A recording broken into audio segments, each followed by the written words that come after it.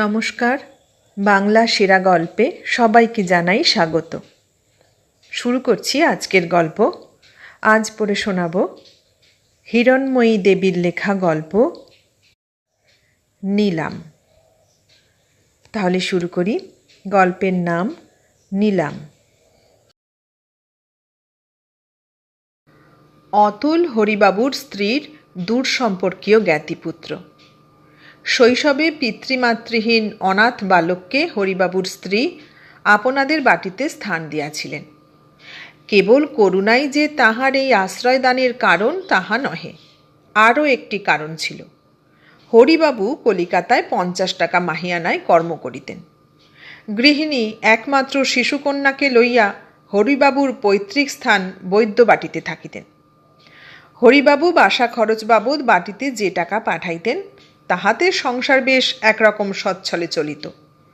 তবে গৃহে পুরুষ না থাকায় অনেক ছোটোখাটো কাজে কর্মে অসুবিধা হইত। তাই কতকটা সুবিধার জন্য হরিবাবুর স্ত্রী অতুলকে নিজ গৃহে আশ্রয় দিলেন। অতুল গৃহিণীর আবশ্যক মতো কাজকর্ম করিয়া দেয়। গৃহিণীও অতুলের আহারাদির প্রতি লক্ষ্য রাখেন। কিন্তু আহারাদি ভিন্ন যে 10ম বর্ষীয় বালকের আরও কিছু প্রয়োজন, সেটা তাহার মনে আসিত না।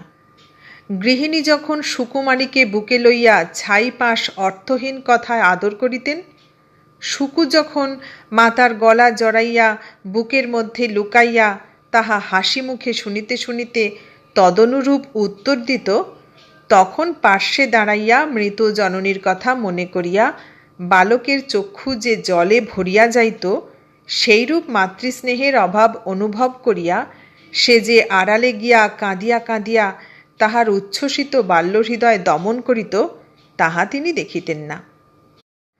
কোনো কোনো দিন বালিকার সুকু খেলিবার জন্য অতুলকে খুঁজিতে গিয়া দেখিত অতুল কাঁদিতেছে।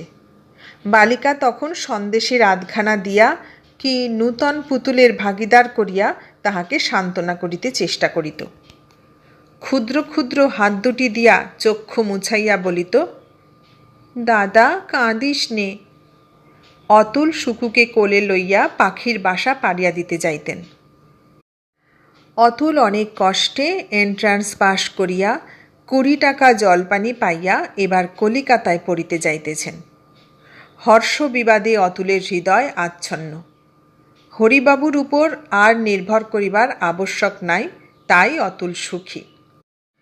কিন্তু সুকুকে ছাড়িয়া যাইবেন কিরূপে?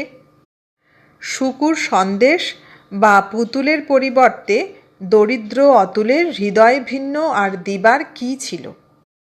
কিন্তু হরিবাবু তো আর তাহার হৃদয়ের পরিবর্তে তাহাকে কন্যাদান করিবেন না।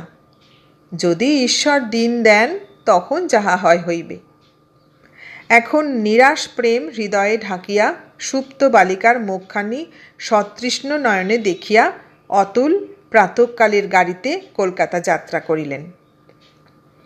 2 বৎসর চলিয়া গিয়াছে। ঈশ্বর ইচ্ছায় অতুল এলে পাশ হইয়া জলপানি পাইয়া ডাক্তারি শিখিতে আরম্ভ করিয়াছেন। তাহার মনে নির্বাপিত প্রায় আশাদীপ একটু জ্বলিয়া উঠিয়াছে। এমন সময় হরিবাবুর পত্র পাইলেন যে জমিদার পুত্র নবকান্তর সহিত সুকুমারীর আগামী মাসে বিবাহ। বৈবাহিকেরা ধনবান, সুতরাং ধনীর কন্যা তাহারা চাহেন না, সুন্দরী বধূ চাহেন। সুকুমারীর ন্যায় সুন্দরী গ্রামে আর কেহ নাই। অতুলের আশা যদিও বড় বেশি ছিল না, তবুও এ কথা শুনিয়া তাহার হৃদয় যেন একেবারে ভাঙিয়া গেল। নিজের জন্য শুধু নহে, সুকুমারীর জন্যে আরও। নবকান্ত কলিকাতায় অতুলের সহিত এক স্কুলে পড়িতেন। অতুল তাহার স্বভাব জানিতেন। তাহার স্বভাব নানা প্রকারে কলুষিত হইয়া পড়িয়াছিল। সুকুমারী তাহার হইবে না তিনি জানিতেন, কিন্তু তাই বলিয়া স্বর্ণপ্রতিমা কি ধূলিসাৎ হইবে? হরিবাবু যে জানিয়া শুনিয়া কন্যাকে এরূপ পাত্রে সমর্পণ করিবেন তাহা অতুলের বিশ্বাস হইল না। অতুল নিজে যাইয়া হরিবাবুকে এ বিষয়ে বলিবেন স্থির করিয়া সেই দিনই বৈদ্যবাটি গমন করিলেন। হরিবাবু ও গৃহিণী অতুলের কথা শুনিলেন। শুনিয়া বলিলেন, তুমিও যেমন বাবা, আপনার কপালে সুখ, বয়স ধর্মে অমন হয়, বিয়ে হলেই জামাই শুধরবে, অমন ঘর কি ছাড়া যায়? অতুলের কথার ফল হইল না। মহা আড়ম্বরে সুকুমারীর বিবাহ হইয়া গেল। অতুলের ডাক্তারিতে এখন বেশ পসার হইয়াছে। অতুল কলিকাতার একজন গণ্যমান্য ধনী লোক। তবে অতুল এখনও অবিবাহিত। মাসে ২-১বার যখন অতুল বৈদ্যবাটিতে হরিবাবুর স্ত্রীর সহিত দেখা করিতে যান, গৃহিণী তখন তাহাকে বিবাহের জন্য চাপিয়া ধরেন, কিন্তু কিছুতেই তাহাকে রাজি করাইতে পারেন না। গৃহিণী যে কথার কথা মাত্র তাহাকে এইরূপ অনুরোধ করেন তাহা নহে, অতুল যথার্থই এখন তাহার পুত্রস্থানীয়। কন্যার বিবাহ দিয়া তাহারা সুখী হইবেন আশা করিয়াছিলেন, সে আশা পূর্ণ হয় নাই। ধনীর বধূ, দরিদ্র পিতামাতাদের সহিত বড় সম্বন্ধ নাই, তবু মেয়ে সুখে থাকে তো তাহাতেই সুখ। কিন্তু বড় মানুষের ঘরের কথা লুকানো থাকে না। গৃহিণী দাসীর মুখে খবর শুনিতেন, জামাতা মেয়েকে অনাদর করে, মদ খাইয়া অপমান করে। ইহাতে গৃহিণীর চক্ষের জলে দিন কাটিয়া যাইত। কিছুদিন পরে হরিবাবুর মৃত্যু হইল। গৃহিণীর আর আপনার কেহ রহিল না। কিন্তু আপনার কেহ থাকিলেও অতুল অপেক্ষা যে গৃহিণীকে বেশি যত্ন করিতে পারিত তাহা বোধ হয় না। এই যত্নের ফলে যে স্নেহ একদিন অতুল চাহিয়া পায় নাই তাহা পাইল। গৃহিণী তাহাকে নিতান্ত আপনার করিয়া লইলেন। মাঝে মাঝে মনে করিতেন, যদি শুকুর সহিত অতুলের বিবাহ দিতাম তবে কি ভালোই হইত। কিন্তু সেরূপ ভাবিয়া এখন আর ফল নাই। মনের আগুন মনেই নির্বাণ করিতেন। অতুলের বিবাহ দিয়া পুত্রবধূ লইয়া ঘর সংসার করিতে পারিলেই এখন তিনি সন্তুষ্ট হন। অন্য বিষয়ে কোনো কথা তাহার অতুলকে দুবার বলিতে হয় না, কিন্তু এ বিষয়ে অতুল বড্ড একগুঁয়ে, কিছুতেই তাহার কথা শোনেন না। অতুল এবার গৃহিণীর সহিত সাক্ষাৎ করিতে আসিয়া দেখিলেন, গৃহে সুকুমারী, তাহার পুত্র ও 2টি কন্যা রহিয়াছে। বিবাহের পর শুকুর সহিত তাহার এই প্রথম দেখা। অতুল চমকিয়া উঠিলেন। শুকু বিবাহের পর এই প্রথম পিতৃগৃহে আসিয়াছে, আর কোথাও স্থান নাই। তাই স্বামী এখানে পাঠাইয়াছেন। নবকান্ত যথেচ্ছাচার খরচে অনেক টাকা নষ্ট করিয়াছিলেন। তাহার পর কিছুদিন পূর্বে এক জমিদারের সহিত খুনের মকদ্দমায় অনেক অর্থ ব্যয় হইয়াছে। এমনকি বিষয় বন্ধক দিয়া ঋণ করিয়া মকদ্দমা চালাইতে হইয়াছে। এখন খুনের অভিযোগ হইতে যদিও নিস্তার পাইয়াছেন, কিন্তু মকদ্দমা খরচে সর্বশান্ত হইতে হইয়াছে। এমন টাকা নাই যে সুদ দিয়া পর্যন্ত এখন পাওনাদারকে সন্তুষ্ট রাখিতে পারেন। পাওনাদার মকদ্দমা করিয়া বিষয় বিক্রয় করিয়া লইতেছে। সপ্তাহ পরে বিষয় নিলাম হইবে। কিছু পূর্ব হইতেই সর্বশান্ত গৃহহীন নবকান্ত স্ত্রী পুত্র শ্বশুরবাড়ি পাঠাইয়াছেন। গৃহিণী অতুলকে দেখিয়া কাঁদিয়া উঠিলেন। বলিলেন, বাবা, রক্ষা কর তুই, আর আমাদের কে আছে? আমার যেমন কপাল, নইলে কেন এমন হবে? এমন জামাইও করেছিলুম। তখন তুই বলেছিলি ওখানে বিয়ে দিও না, তা কর্তা তো তোর কথা শুনলেন না। আহা, যদি তোর সঙ্গে বিয়ে দিতুম। শুকু এতক্ষণ চুপ করিয়াছিল, কিন্তু আর পারিল না। স্বামী সহস্র দোষ করুন, স্বামীর নিন্দা অসহ্য। তবু যেন মা যা বলেন সহিতে হয়। কিন্তু অতুল যে বিবাহের পূর্বে স্বামীর নিন্দা করিয়াছিল, মা যে অতুলের সহিত বিবাহ হয় নাই বলিয়া দুঃখ করিতেছেন, এত দূর সহিল না। তবে ইহাতে মায়ের উপর যত না রাগ হোক, অতুলের উপরই বেশি রাগ হইল। আর শুকু কি এমনই হতভাগিনী ভিখারিণী যে স্বামী নিন্দুকের সাহায্য লইবে? শুকু বলিল, মা চুপ করো, অত গোল করা কেন? বাপের বাড়ি এসেছি বলে কি আমরা ভিক্ষে করতে বেরিয়েছি? আমাদের জন্য তোমার ভাবতে হবে না, সে যার ভাবনা তিনি ঠিক করবেন। অতুল শুকুর হৃদয়ভাব বুঝিলেন অতুলের নিকট সাহায্য লইতে যদি বা সুকুমারী কিছু মনে না করিত, কিন্তু গৃহিণীর ও কথার পর আর লইবে না। একটু পরে ব্যথিত হৃদয়ে অতুল সেখান হইতে চলিয়া গেলেন। সন্ধ্যা হইয়াছে, এখনও ঘরে দীপ জ্বলে নাই। যে গৃহ প্রতিদিন শত দ্বীপে আলোকিত, শত কণ্ঠ কলরবে পূর্ণ হইত, আজ তাহা অন্ধকার, নীরব, নির্জন। কেবল একজন লোক এই গভীর নির্জন প্রাসাদের প্রেতাত্মার মতো একাকী বারান্দায় দাঁড়াইয়া আছেন। বাহিরের অন্ধকার বেশি কি তাহার হৃদয়ের অন্ধকার বেশি, তাহা তাহার মুখ হইতে বুঝতে পারা কঠিন। পিতৃপিতামহের চিরন্তন আবাস, তাহার দোষে কাল পরহস্তগত হইবে।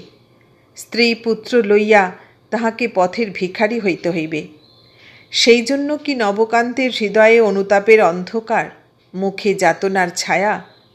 কিংবা এখনও নবকান্ত নিজের দোষ বুঝেন নাই? যাহারা তাহার ধনসম্পদ কাড়িয়া লইতেছে, তাহাদের কথা স্মরণ করিয়াই তাহার হৃদয়ে বিজাতীয় বৈরীভাব জ্বলিয়া উঠিতেছে। হঠাৎ পার্শ্বে পদশব্দ শুনিয়া ফিরিয়া চাহিলেন। কি বিপদ! এক দণ্ড কি সুস্থির থাকিতে পারিবেন না? শ্যাম তাহাকে জ্বালাতন করিয়া তুলিল। আজ বিপদের দিনে নবকান্তকে সকলে ত্যাগ করিয়া গিয়াছে। কেবল বৃদ্ধ শ্যাম অশ্রুপূর্ণ নেত্রে তাহার সঙ্গে সঙ্গে ফিরিতেছে। সে নবকান্তকে কোলে করিয়া মানুষ করিয়াছে। যদি প্রাণ দিয়াও সে নবকান্তের পূর্ব সৌভাগ্য ফিরাইতে পারিত, তবে অকাতরে তাহা করিত। তাহা পারে না, তাই মলিন ছায়াটির মতো নবকান্তের সঙ্গে সঙ্গে ফিরে। কিন্তু এ স্নেহের মূল্য নবকান্তের কাছে নাই। যদি অশ্রু মুক্তা হইত বা টাকা হইত, তবে নবকান্ত তাহার মর্যাদা বুঝিতেন। ইহাতে তিনি কেবল বিরক্ত হন মাত্র। এই একটু আগে তাহাকে তাড়াইয়া দিয়াছেন, আবার বুঝি আসিতেছে। নবকান্ত ক্রোধ ভরে চাহিয়া দেখিলেন শ্যাম নহে, অতুল দাঁড়াইয়াছেন। এ পরিবর্তনে নবকান্তের ক্রোধের যে সমতা হইল তাহা নহে, বরং বাড়িয়া উঠিল। সেই ছেলেবেলাকার অতুল, যে তাহার শ্বশুরান্নে পালিত, সেই দরিদ্র অতুল আজ ধনবান, আর তিনি আজ নিঃস্ব। দোষটা যেন অতুলেরই। কিছুক্ষণ উভয়ে নিস্তব্ধ রহিলেন। একটু পরে শ্যাম বাতি হাতে আসিয়া বলিল, একটু ঘরে আসতে আজ্ঞা হোক, আমি সমস্ত ঠিক করে রেখে এসেছি। নবকান্ত রাগিয়া বলিলেন, দেখ, ফের যদি বিরক্ত করবি তাহলে তোকে চাবি বন্ধ করে রাখব। শ্যাম বলিল, আরে পিত্তি পড়ে গেল যে, সেই দুটো কখন মুখে পড়েছে না পড়েছে। ভগবান, তোমার মনে এই ছিল? নবকান্ত বলিলেন, তুই এখন যাবি কি না যাবি? যদি অমন করে বকবি তাহলে আমি আজ খাবো না, যা বলছি। শ্যাম দীর্ঘ নিঃশ্বাস ছাড়িয়া বলিল, তা আমি যাচ্ছি, আপনি একটু পরে আসুন। শ্যাম চলিয়া যাইতেছে দেখিয়া অতুল বলিলেন, বড় অন্ধকার, বাতিটা এখানে রাখিয়া যাও তো হে। শ্যাম তাহার পানে চাহিয়া বলিল, অতুল বাবু, আজ সব অন্ধকার মশায়, সব অন্ধকার। নবকান্তের তাড়া খাইয়া শ্যামের আবার কথা বন্ধ করিতে হইল। অতুল তাহার হাত হইতে বাতি লইলেন। সে বিষণ্ণ মুখে চলিয়া গেল। ভৃত্য চলিয়া যাইবার একটু পরে নবকান্ত রূঢ় স্বরে বলিলেন, কোনো দরকার আছে? বিষয়টা কিরূপ বোধ করি খবর লইতে আসিয়াছ? কাল কিনিতে চাও বুঝি? অতুল কোনো উত্তর করিলেন না। পকেট হইতে একখানি কাগজ বাহির করিয়া নীরবে তাহার হাতে দিলেন। প্রথমে একটু ইতস্তত করিয়া নবকান্ত তাহা পড়িতে আরম্ভ করিলেন। পড়িয়া বিস্মিত হইলেন। যাহা পড়িলেন বিশ্বাস হইল না। জিজ্ঞাসা করিলেন, আসল অভিপ্রায়টা কি বলো দেখি? অভিপ্রায় যে কাগজে অস্পষ্টভাবে লেখা ছিল এমন নহে, তবে নবকান্ত তাহার সূক্ষ্ম বুদ্ধি সেই নিঃস্বার্থ অভিপ্রায়ের মধ্যে স্বার্থপূর্ণ লুক্কায়িত গূঢ় উদ্দেশ্য সন্দেহ করিয়াই এইরূপ প্রশ্ন করিলেন। অবশ্য ইহাতে নবকান্তের দোষ দেওয়া যায় না। তাহার অভিজ্ঞতায় সংসারের প্রকৃতি এই। ইহার পর দুইজনে কথোপকথন চলিতে লাগিল। একটু পরে অতুল চলিয়া গেলেন। যাইবার পূর্বে অতুল বলিলেন, কিন্তু আমার অনুরোধটি মনে রাখিবেন, এ কথা কাহারও নিকট প্রকাশ করিবেন না। নবকান্ত যে সব সময় সকলের অনুরোধ রক্ষা করিতেন তাহা নহে, তবে অতুলের এই অনুরোধটি চিরকালই রক্ষা করিয়াছিলেন। পরদিন চৌধুরীদের বিষয় নিলাম হইবে, অনেক লোক জমা হইয়াছে। এমন সময় খবর আসিল, নিলাম বন্ধ, চৌধুরী মহাশয় ঋণ শোধ করিয়াছেন। এতক্ষণ শুনলেন হিরণময়ী দেবীর লেখা গল্প নিলাম। কেমন লাগলো গল্পটা? ভালো লাগলে লাইক, কমেন্ট, শেয়ার করবেন। আর নতুন বন্ধু হলে সাবস্ক্রাইব করার অনুরোধ রইল। সবাইকে অনেক ধন্যবাদ জানিয়ে আজ এখানেই শেষ করলাম।